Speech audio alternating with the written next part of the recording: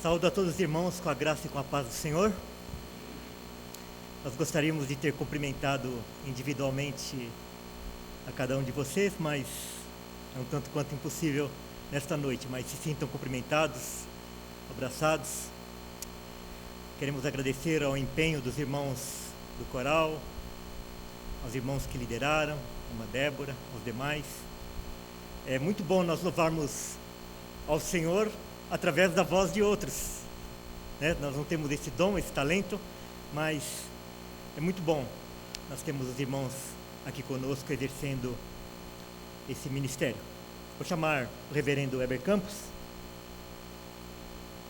Uma alegria recebê-lo nesta noite. O reverendo Heber Campos é escritor, um conferencista, professor, e nós temos a honra de recebê-lo aqui nesta noite. Ele vai ser instrumento do Senhor para trazer a mensagem que ele tem para os nossos corações nesta noite. Está conosco também a sua esposa, ele vai poder apresentar melhor. Vamos orar, irmãos, mais uma vez. Pai, louvamos o teu nome, Senhor. Nós não somos dignos de estarmos prestando este culto de louvor ao teu nome, mas através da obra de Cristo Jesus na cruz, o Senhor nos dá esse acesso. O Senhor nos permite que nós nos apresentemos ao teu trono de graça, Senhor. Receba o nosso culto de louvor. Queremos te agradecer pela vida do reverendo Heber Campos, que está aqui conosco, da sua esposa, da sua família, do seu ministério. Pedimos a tua bênção sobre ele, Senhor. Que o Senhor possa nos falar nesta noite. Em nome de Jesus. Amém. É uma coisa rara hoje, aqui em São Paulo, pelo menos, encontrar uma igreja com uma linguagem teológica diferente das demais, onde se vê noções muito claras, nítidas, do que graça significa. E eu dou graças a Deus pela igreja de vocês. Eu não conheço, é a primeira vez, mas meu filho esteve pregando aqui. Ele deu boas informações a respeito desta igreja, de como o bom Deus anda fazendo miséria aqui. É miséria porque mudar a maneira do povo pensar e crer é milagre. É bondade extrema dele. E eu me alegro de estar com vocês nesta noite. E eu estava assim angustiado sobre o que falar, porque às vezes há tantas coisas, especialmente quando você vê um espetáculo como este. Enquanto o coral cantava belamente, magistralmente, músicas tão magistrais quanto o coral, você viu cenas ali atrás de um espetáculo terrível sendo executado. E é exatamente sobre esse espetáculo, e que a Bíblia chama de espetáculo. Abra a sua escritura, hoje em dia tem falado, abra os seus celulares em Lucas 23, Lucas 23,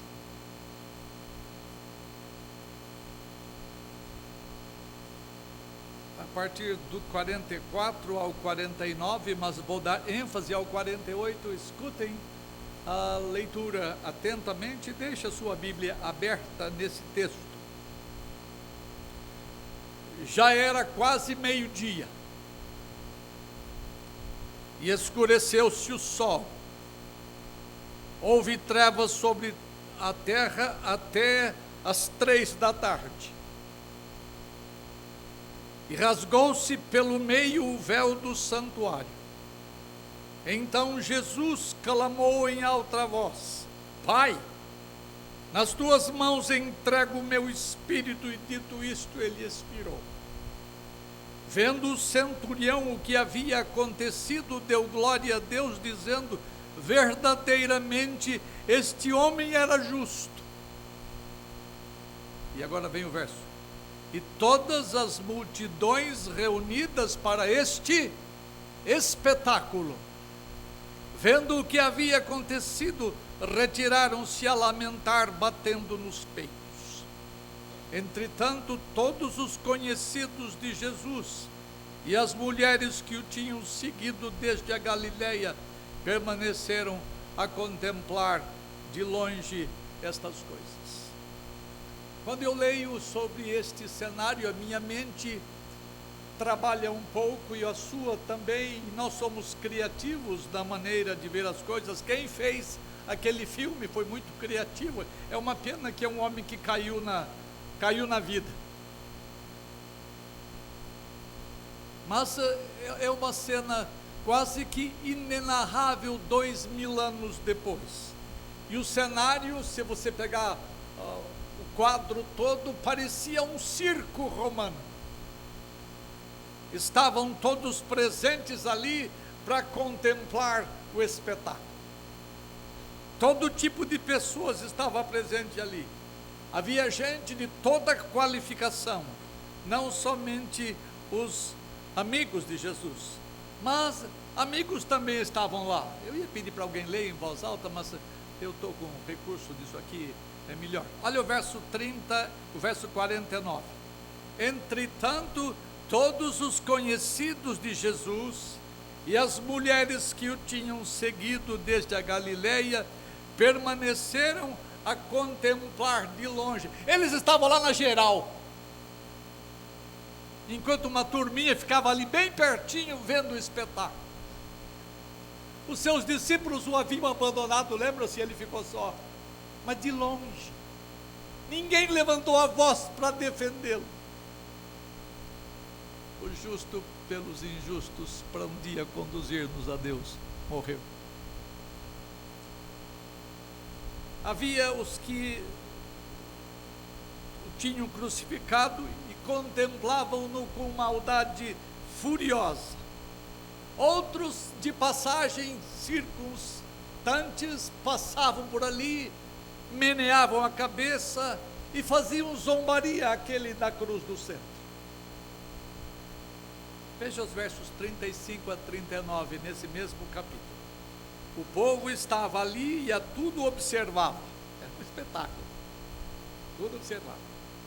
Também as autoridades zombavam e diziam: salvou os outros, a si mesmo se salve, se é de fato o Cristo de Deus o escolhido. Igualmente os soldados escarneciam e, aproximando-se, trouxeram-lhe vinagre, dizendo: se tu és rei dos judeus, salva-te a ti mesmo. Também sobre ele estava esta epígrafe em letras gregas, romanas e hebraicas: este é o rei dos judeus. Um dos malfeitores crucificados blasfemava contra ele, dizendo: não és tu o Cristo? Te vira! Ou, salva-te a ti mesmo e a nós também. Diante daquele espetáculo, o texto diz que os homens meneavam a cabeça, levantavam a sua voz em zombaria, gesticulavam, mas todos vibrando diante daquele espetáculo horrendo de um homem que não se defendia das acusações e que agora morria de forma terrível. Eu posso dizer sem medo de errar que jamais a terra havia contemplado espetáculo tão vil.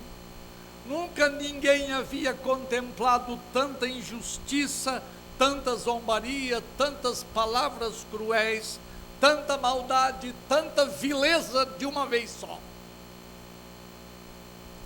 O espetáculo foi tão detestável. Se eu pudesse descrever isto mais ou menos poeticamente, eu diria que a natureza levantou o seu protesto quando os homens não fizeram. De repente o sol, chocado com a cena, escureceu e por 3 longas horas a terra perdeu a sua luz. E além disso, a terra sacudiu debaixo dos pés daqueles homens todos. E o véu do templo rasgou-se do alto a baixo. Percebam que os sentimentos de horror produzidos pelo abalo da terra e pela pelo escurecer do sol, os sentimentos dos homens causaram uma espécie de retrocesso, ou melhor, os sentimentos retrocederam.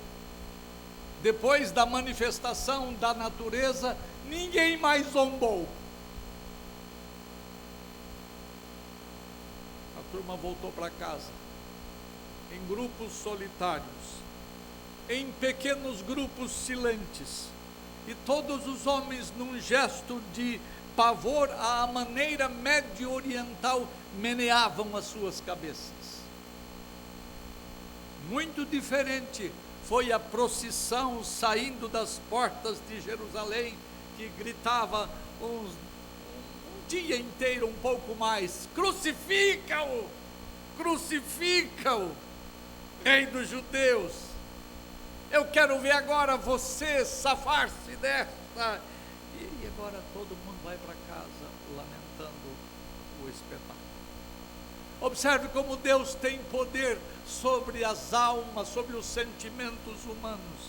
Veja como Ele toma o mais vil dos homens, o mais maldoso, o mais orgulhoso deles, e o torna intimidado, acovardado, apenas como uma pequena manifestação da natureza sobre a qual ele tem controle absoluto. E os homens se apavoram quando vem a natureza protestando da maneira que protestou. E eu imagino quão mais acovardados, quão mais cheios de medo ficarão os homens diante do juízo final, quando os elementos do céu começarem a balançar, quando os astros se deslocarem, e efeitos sobre o mar, efeitos sobre a terra, na vinda última de nosso Senhor Jesus Cristo. Os homens fugirão apavorados, e eles gritarão: montes, caí sobre nós, outeiros, cobri-nos da ira daquele que está sentado no trono e do Cordeiro. Aquele será o espetáculo. Aquela manifestação final trará um fim em todas as maldades humanas. Mas um pequeno terremoto, que não sabemos que proporção teve, quanto atingiu, 3 horinhas daquilo que incrédulos chamam de eclipse solar, mas que nós cristãos entendemos ser uma manifestação do desagrado de Deus, da injustiça feita a um homem e da ira dele sobre esse homem por sua causa, por minha causa. E Deus fez com que a natureza participasse destas coisas. E esta transformação memorável e significativa nos sentimentos daqueles homens é uma representação de outras mudanças notáveis que aconteceram.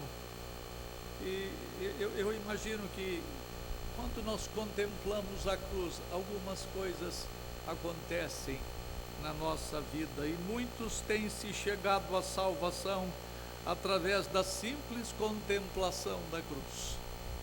Eu mesmo fui invadido por um arrepio aqui, enquanto o coro cantava, e aquela cena do filme me fez, não posso dizer recordar, porque eu nunca tinha visto antes, mas me fez voltar para a Escritura e contemplar aquele espetáculo terrível, por um lado, mas abençoador, por outro. A cruz de Cristo tem causado muitas reações na vida dos homens. Tomara você creia em Cristo Jesus, porque o moço que estava falando aqui antes disse que até na igreja tem gente para se converter. Ah, tem.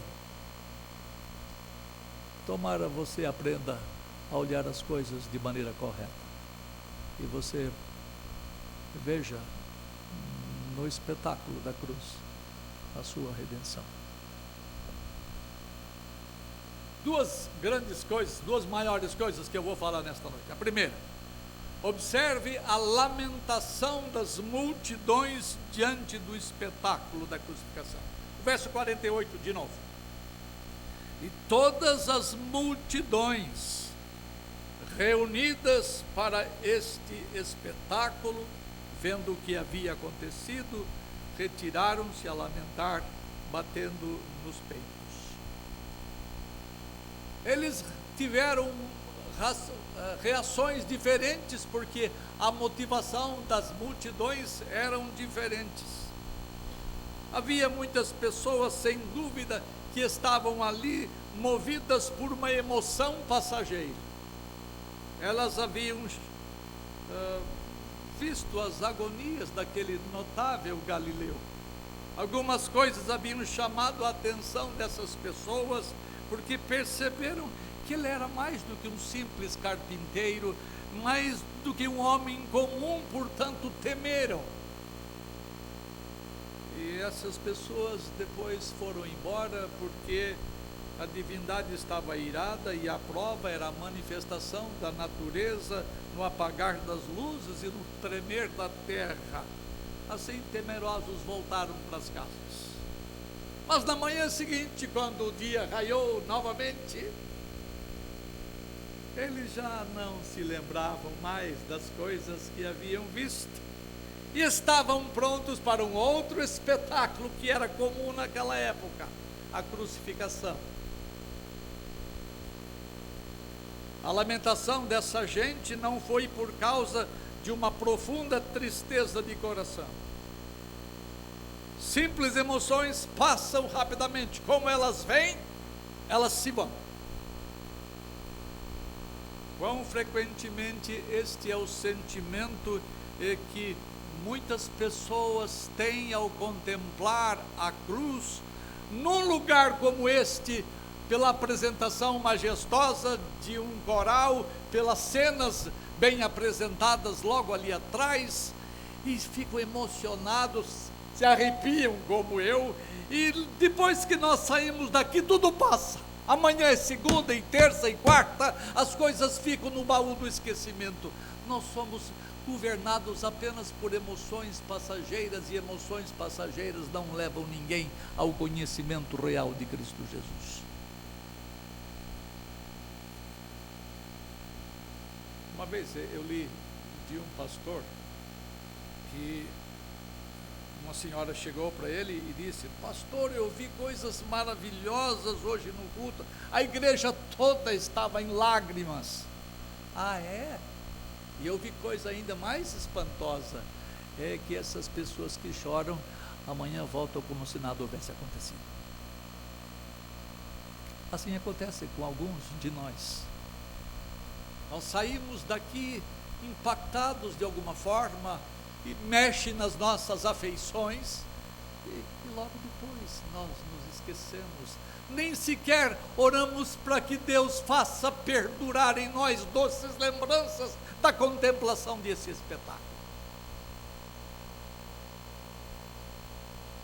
Até quando nós nos emocionaremos sem que isto seja expressão de real arrependimento? Até quando? Outros ali, circunstâncias, outros grupos, exibiram outro tipo de emoção diante daquele espetáculo. Eles refletiram sobre a injustiça cometida a um homem. O crucificado era inocente. Eu pareço ouvir um deles dizer assim: cara, nós vimos tudo. Ele não era culpado de nada. Nós ouvimos que ele era bom, que fazia bem aos outros, que curava cegos, que você viu aqui, dava pão aos famintos, ressuscitou mortos até. Ele nunca contrariou a lei de Deus. Ele era um puro e santo homem. Mas nossos compatriotas mataram aquele benfeitor. Sim, respondeu o outro. Olha, e quase que eu fui levado a zombar dele também, quase que eu entrei no meio da turma para tirar um sarro dele, desculpa a expressão, para falar dele, com ele, palavras de zombaria, quase que eu entrei nessa. Mas eu fiquei com medo desgraçado quando a luz se apagou e a terra tremeu. Por razões diferentes, os homens têm emoções e as emoções deles passam. Os homens podem sentir tristeza por verem um inocente sendo tratado injusta e maldosamente. Nós mesmos, quando vemos injustiça, nós nos iramos. Todavia, esses homens não perceberam em Jesus mais do que um inocente sendo maltratado. Essa emoção passa e não há resultado moral nem espiritual na vida deles. Quantas vezes nós percebemos coisas assim e depois logo a gente até procura esquecer? É melhor a gente esquecer esse troço porque isso perturba. Tais sentimentos não evidenciam necessariamente verdadeiro arrependimento de culpas. Olha, ter essas emoções é parte de arrependimento. Mas quando não mexe nos nossos pensamentos, quando não mexem nas nossas volições, não é arrependimento verdadeiro. E eu oro a Deus nesta hora, para que Deus disponha não somente as suas afeições, mas disponha as suas volições e as suas intelecções, e você na sua totalidade se volte dos seus pecados, ao contemplar as coisas que Deus dá a você a contemplar. Olhe para a cruz e veja, além do espetáculo de injustiça, ali estava a expiação da culpa de pecadores. Há um hino americano que hoje não se canta mais, mas um dia eu tentei traduzir, não pude espalhar. Were you there when they crucified my Lord? Você estava lá quando crucificaram meu Senhor? Você responderia, você estava lá? Foi por você que Ele tomou as dores, foi por você que Ele se deu a si mesmo, Ele substituiu você, Ele representou você. Estas perguntas têm que ser feitas. Ele não somente morreu em favor de pecadores, Ele morreu no lugar de pecadores, para que você e eu escapássemos do inferno. Ele foi, enfrentou a ira divina, infernal, ainda em vida, passou por todas as dores que um que vai para os quintos passa. Desculpe a minha maneira um pouco jocosa de tratar isto, mas nós não pensamos muito nisto quando falamos da morte de Jesus. Nós só falamos de amor, e esquecemos que a redenção é coisa muito cara, é muito dolorida. E eu espero que você entenda isto lá no seu coração. Após participar do martírio de Jesus Cristo, de ser um dos pregadores de prego, não da palavra, um deles disse assim, o centurião, verso 47, que você tem aí: vendo o centurião o que tinha acontecido, deu glória a Deus, dizendo: verdadeiramente este homem era justo. Aquela visão de espetáculo causou impacto profundo neste homem.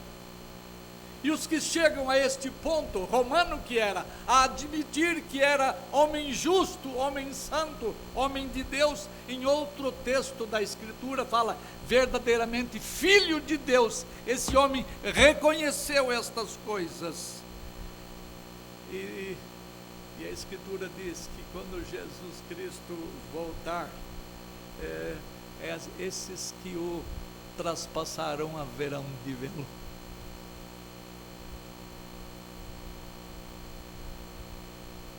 Bem-aventurados são os olhos que conseguem ver os seus próprios pecados sendo pagos na cruz. Eu queria que Deus trouxesse todos à cruz do Redentor e que vissem seus próprios pecados sendo pagos ali naquele espetáculo terrível, vendo o justo morrendo pelos injustos para conduzi-los a Deus. E quando Jesus Cristo morre por esses injustos, Ele certamente os redime, porque Ele não derrama nenhuma gota do seu sangue em vão, Ele não desperdiça as suas energias, e Ele faz com que nós servimos a Cristo Jesus, e você é prova cabal disto, que viveu 2000 anos depois dele. Largue sentimentos inúteis, passageiros, até que você aproxime-se com fé e arrependimento e tome posse da vida eterna. Segunda grande verdade. Primeiro eu falei da lamentação que as multidões tinham. Veja agora a lamentação que o povo de Deus deve fazer diante do espetáculo da crucificação. Sem misticismo piegas. Tente voltar a sua mente, tente contemplar o espetáculo.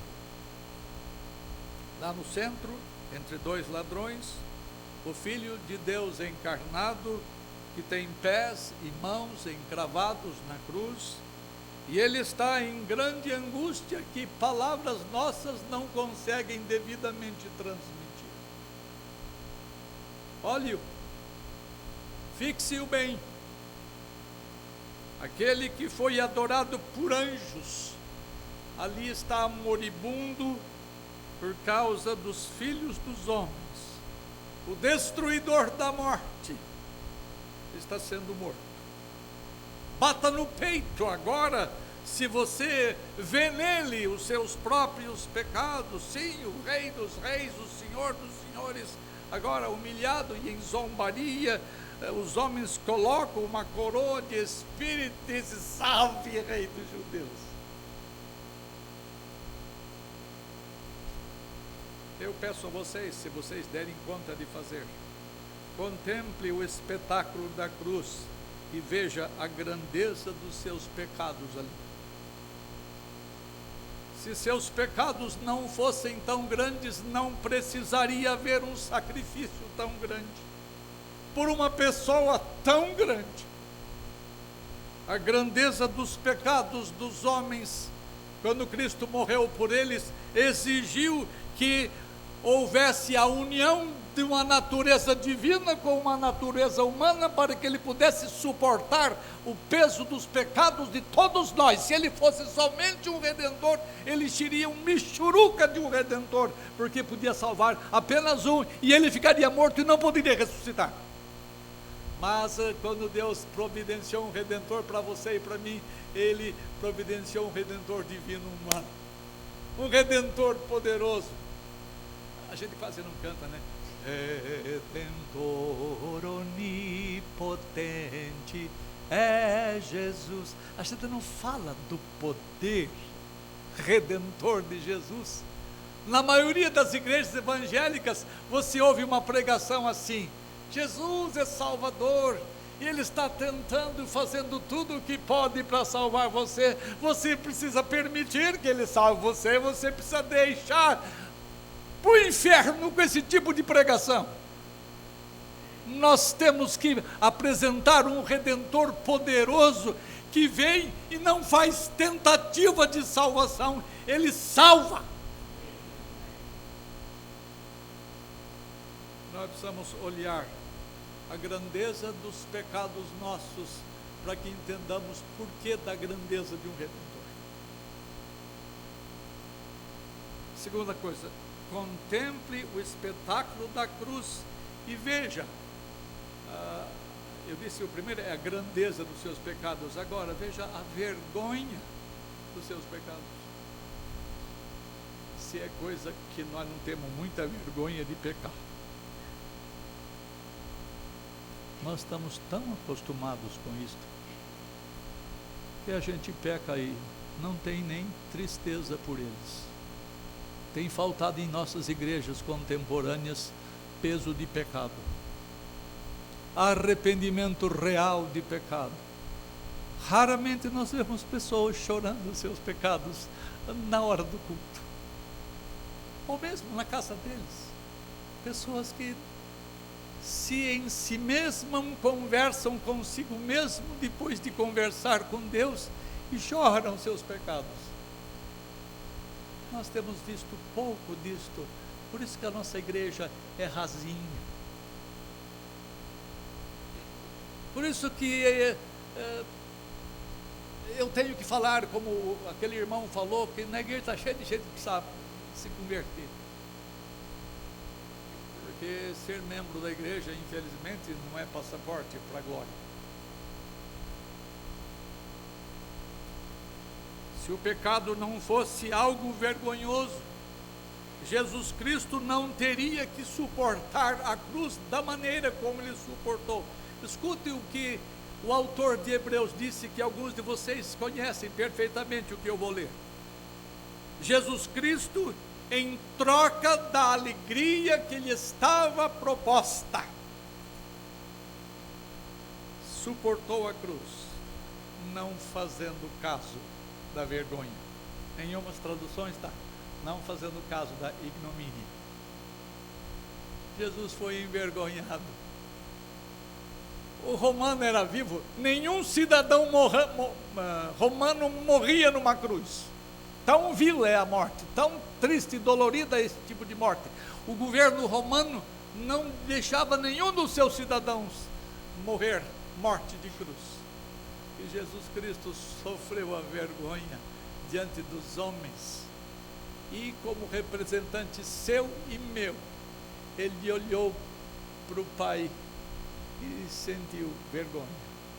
Porque a alegria que ele devia ter, ele trocou pela vergonha. E ele suportou a vergonha. Olhe para a cruz e envergonhe-se em pensar que Jesus tomou o seu lugar, passando as maiores humilhações por sua causa. Pense em quem Jesus era e envergonhe-se, mas na verdade a vergonha ficou para ele e a alegria ficou para nós. Não foi suficiente para os homens crucificá-lo. Lembram-se?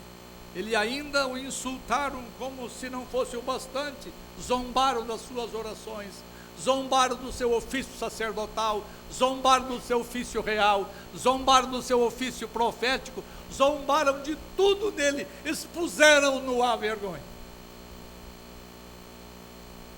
Estavas lá quando crucificaram o meu Senhor? Você estava lá? Ou seja, foi no seu lugar que aquilo foi feito? Pois ao contemplar a cruz, envergonhe-se. Nesse sentido, você pode partilhar dos sofrimentos de Cristo. Terceira coisa, o que é que você contempla quando... O que você vê quando contempla o espetáculo da cruz? E eu queria ouvir respostas mais ou menos como estas. Quando eu contemplo o espetáculo da cruz, eu vejo a ira de Deus contra os meus pecados que caem sobre o meu Redentor. E então eu ouço gritar fortemente: Eli, Eli, lema sabachthani. Deus meu, por que me desamparaste? Quanta coisa maldita devem ser, que coisa maldita devem ser os meus pecados. Maldição que devia vir sobre mim, não tivesse o Senhor se imposto entre eu e Deus, entre você e Deus. Se Jeová, ou se Jeová, tivesse poupando o seu filho, eu não poderia ser poupado. Mas Deus não poupou o seu próprio filho. Antes, por todos nós o entregou, para que ele pudesse nos poupar. Em outras palavras, você não foi para os infernos porque o filho tomou o seu lugar. Quando eu contemplo o espetáculo da cruz, eu vejo Jesus se oferecendo a si mesmo voluntariamente. Ele não precisava ter morrido se não quisesse. Este é um aspecto surpreendente, porque também os nossos pecados são voluntários. Você já leu isso em João? Ele disse assim, a minha vida ninguém tira de mim, nem o diabo. Ele não disse isso, mas é verdade. Ninguém tira a vida de mim, eu espontaneamente a dou. Ele foi voluntário no que fez. Ele se ofereceu. Ele não foi morto. Estevão foi morto e ele orou, ele disse assim: Pai, Senhor Jesus, recebe o meu espírito. Estevão não podia segurar o espírito dele que saía dele, ocasionando-lhe a morte. Mas Jesus Cristo entregou-se voluntariamente e majestosamente, ele inclinou a cabeça, rendendo o espírito. Majestosamente. Se fosse um salvador fracote, a cabeça dele tombaria e bateria no pescoço. A sua e a minha cabeça cairiam. Mas Jesus, numa atitude majestosa de um redentor divino humano, inclinou a sua fronte e expirou. Ele se ofereceu voluntariamente para que você e eu não tivéssemos que ser punidos pela ira de Deus. Em outras palavras, sabe de quem Jesus Cristo nos salva? Do Pai dele. O Pai é. Mas ao mesmo tempo esse Pai, tem umas coisas que a gente tem que entender. Esse Pai que espicaçou o seu próprio filho, que abandonou o próprio filho, que o deixou só, ele arquitetou esse troço todo. Foi ele que enviou o seu próprio filho. E os dois fizeram uma combinação muito grande, e o Espírito de Deus não ficou fora disto, uma trama especial para poder haver redenção de pecados, porque sem derramamento de sangue não existe redenção.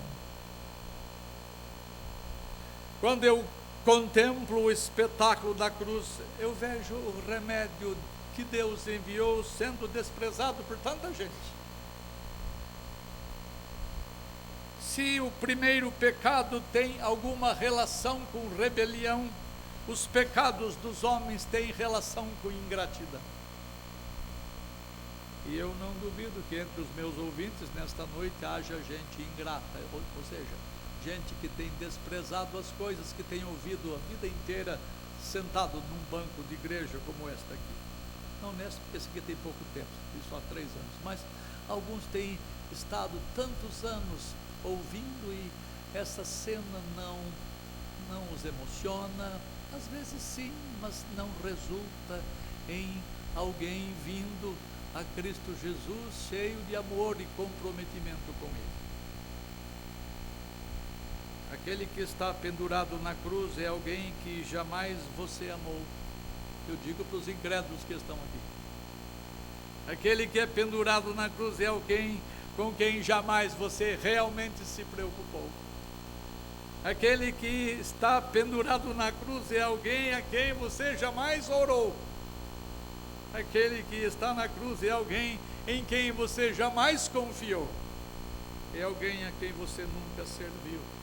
No entanto, ele continua anunciando a boa nova do Evangelho, dizendo: vinde a mim, os que estáis cansados e sobrecarregados, e eu vos aliviarei. Tomai sobre mim o meu jugo. Aprendei de mim, que sou manso e humilde de coração. Eu não estou fazendo acusação pessoal, eu nem conheço você. É a primeira vez que eu estou vendo a grande maioria das faces aqui. O que eu estou dizendo é que há muita ingratidão entre os homens, inclusive entre os chamados crentes, porque os nossos corações estão endurecidos dentro de nós. Isto é ingratidão. Eu estou persuadido de que há eleitos de Deus desde a fundação no mundo neste auditório. Alguns não são crentes ainda, mas um dia vocês virão à fé. Um dia vocês confessarão a Cristo como Redentor pessoal de vocês. E vocês estarão depois, quando morrerem, e eu espero que vocês morram. Vocês viram por quê? Vocês vão morrer. Não tem escapatória. A morte é inescapável, exceto para a última geração. E vocês vão estar com Ele lá. E vocês vão cantar louvores. Eu imagino que vocês, e eu também, lá na glória celestial, vamos dizer assim, que besta eu fui. Quanto tempo eu ouvi, quanto tempo fui chamado a crer. Mas o gostoso, pastor Walter, é que nós sabemos que Deus tem a hora de todas as coisas. Deus tem o tempo de trazer os seus eleitos à fé em Cristo Jesus. E eu espero que, assim como chegou o meu dia, a graça atinja em cheio vocês. E vocês venham alegremente. Se quiser chorar, chora. Mas venham comprometidos com Jesus Cristo, de amá-lo e de servi-lo. Quando eu contemplo o espetáculo da cruz, eu me faço uma porção de perguntas, e eu repito isso para você. Até quando eu vou ficar impassível diante da cruz? Até quando falarei de Cristo às pessoas, mas sem muito entusiasmo? Até quando pregarei sobre a cruz sem ter o coração aquecido? Até quando exibirei algum tipo de ingratidão contra o meu Redentor? Até quando não serei consagrado inteiramente ao Senhor? Até quando serei desleal a um leal amigo? Até quando o meu coração não vai pulsar fortemente por Ele, quando Ele tem todo o seu coração em mim? Até quando terei somente parte do meu ser? Até quando? Você devia fazer essas perguntas. Especialmente você que recalcitra, você que duvida, você que não se confia. Se é assim com você, então bata no peito. Então chore os seus pecados e siga o seu caminho. Vá para a sua casa. Se você der conta de curvar a sua fronte e orar, muito bem, mas o mais duro é curvar o coração. Sabe? Sobre o coração, e vou falar um segredinho para você. Sobre o seu coração você não tem domínio. Você é escravo do seu próprio coração. Quando eu falo coração, eu não estou dizendo aquele órgão que faz sístole e diástole, que bombeia. Eu estou falando da parte mais interior de você, que tem controle sobre você e que é você, porque você é aquilo que o seu coração é. Tomara Deus plugue você nele, conecte você nele, ligue você nele, então a luz acende. E quando a luz acende, você crê nele de coração. É assim que é a história de todos nós, a despeito de muitos de nós crermos tão diferentemente. Mas deixe-me dar, eu vou terminando, tá? Mais um pouquinho. Deixe-me dar-lhes um outro tom a este sermão. Naqueles dias, aquele espetáculo era tristemente dolorido. Hoje, não precisa ser mais assim. Os discípulos de Jesus não sabiam o que estava para acontecer em 48 horas. As notas do Calvário, para mim, não são somente tristes, elas têm uma tonalidade alegre, elas me soam musicalmente doces também. Afinal de contas, eu não estou na mesma condição dos espectadores daquele triste dia de espetáculo. Jesus não está mais morto. Nós cantamos agora, Ele vive, Ele vive, Ele vive, mas os discípulos não sabiam disto. Jesus havia dito várias vezes antes de morrer: é necessário que o Filho do Homem seja morto, entregue e tal, e ao terceiro dia ressuscite, e eles não tinham ouvidos para ouvir estas coisas. Da minha impressão, não é impressão, acho que é certeza, que até aquele momento é dito dos discípulos aquilo que Moisés disse ao seu povo no deserto: pois o Senhor não deu olhos para ver, nem ouvidos para ouvir, nem coração para ver, até o dia de hoje. Mas quando dois dos discípulos estavam voltando do enterro, e era do enterro que eles estavam voltando, de repente um terceiro se junta a eles e pergunta: escuta, o que é que vocês estão conversando à medida que caminham? E eles disseram: você não ouviu o Jornal Nacional? Você não viu o que aconteceu com a esperança de Israel? Nós esperávamos que ele fosse o Redentor nosso, ó, michou tudo. Ele estava com os olhos fechados, com os corações vendados. Então Jesus Cristo foi falando, expondo o que nas Escrituras estava a respeito dele, e estava anoitecendo. Escuta, entra, Senhor, entra conosco. Nem perguntaram o nome dele.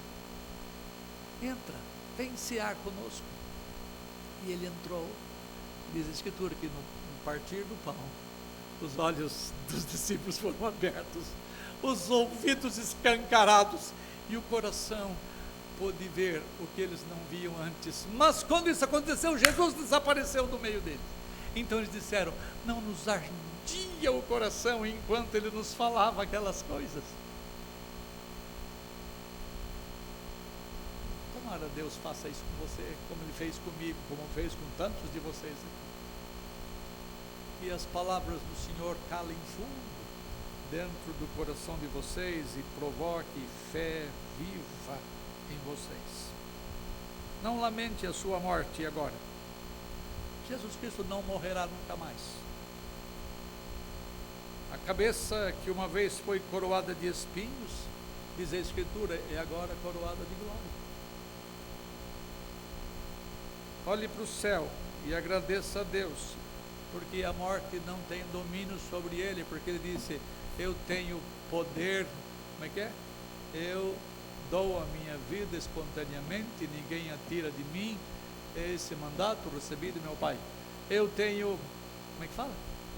Autoridade para entregar a minha vida e para tê-la de volta. E pelo seu próprio poder, ele ressuscitou. E ele é vivo, como vocês cantaram há pouco. E ele é vivo, e ele é vivo. O mesmo espetáculo não causa as mesmas emoções, porque nós sabemos o fim da história.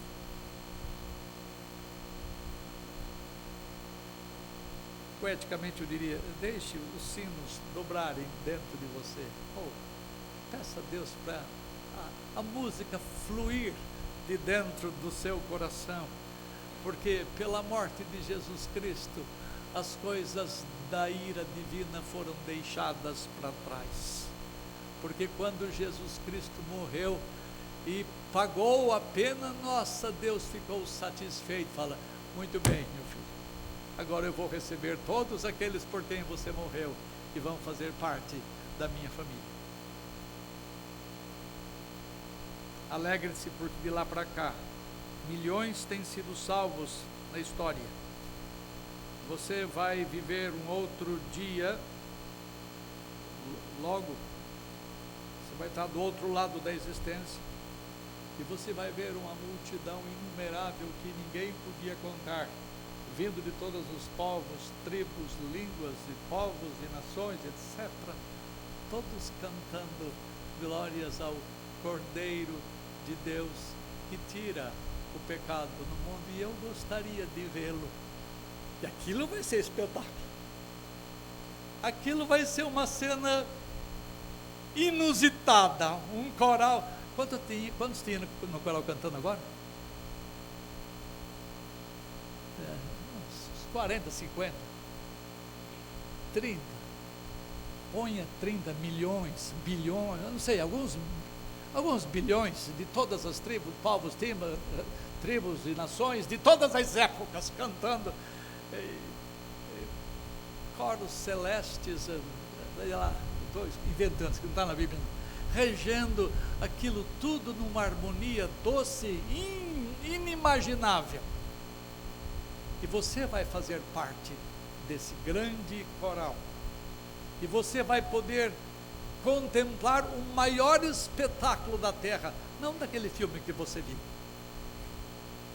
mas você vai contemplar o resultado do penoso trabalho da alma de Jesus Cristo que ele suportou naquele primeiro espetáculo. E você vai ver quanta coisa rendeu aqui. Tomara você esteja lá e a gente vai se encontrar lá. Aqueles de vocês que eu já conheço, eu vou imaginar, cara, você está tão bonito. Aqueles de nós que somos carecas, que somos brancos, que somos feios, e está cheio de gente feia no meio do povo de Deus. Está assim, mas a graça comum, Deus dá mais a uns que a outros, até nisto, tá? Deus dá mais dinheiro a uns que a outros, deu mais oportunidades a uns que a outros, dons a uns que a outros, talentos mais a uns que a outros, e até feiura, mais. Mas quando nós nos contemplarmos naquele grande espetáculo, não mais da cruz, mas do resultado da obra do crucificado, nós vamos. Eu fui encontrar o pastor Walter, eu falei assim: Walter, você está bonito, cara.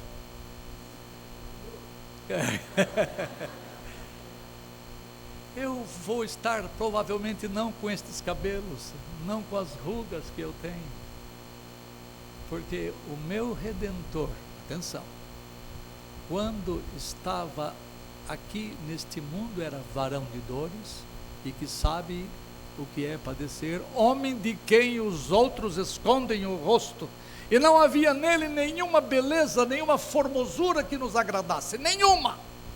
E quando eu era mocinho, eu vi aquele filme O Rei dos Reis, os mais velhos aqui se lembram, e acho que Tab Hunter era o Jesus. Cada vez que havia um shot nele, a câmera fixava nele, as meninas, uau, bonito toda a vida. Não é assim Jesus Cristo, como maldito de Deus. Ele era feio ou enfeado, cheio de fealdade, por causa da ira divina sobre ele, quando os nossos pecados e as nossas enfermidades todas caíram sobre ele.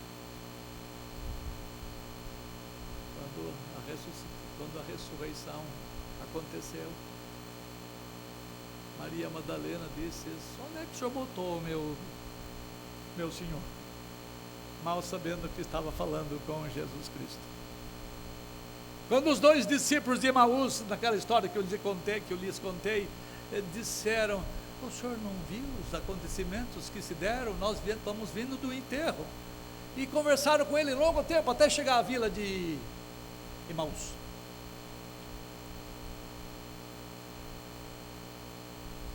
Há um fator que eu não posso negar, que é surpresa. Ninguém esperava, então, quando você não espera, a surpresa engana você.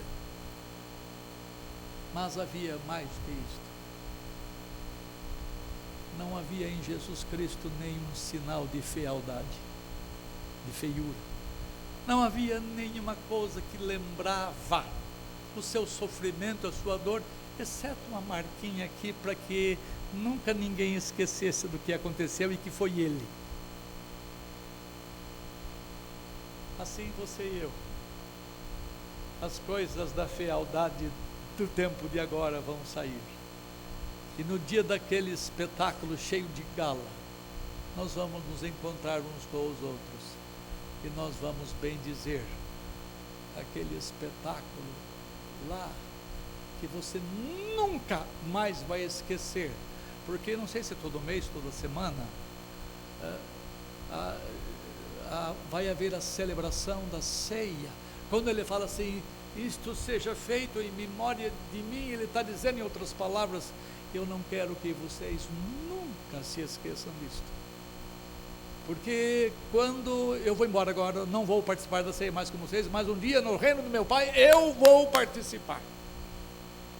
Então você vai lembrar o espetáculo de lá, mas com olhos diferentes. E você vai relembrar o resultado do penoso trabalho de sua alma. Seja Deus bendito, seja Deus adorado e contemplado por todos nós, e sejam vocês benditos dele, e que vocês creiam nele de todo o coração, que vocês amem-no de todo o coração, que vocês sigam-no até que chegue o dia do encontro com ele. Assim seja. Amém. Mas o espetáculo vai ser muito melhor.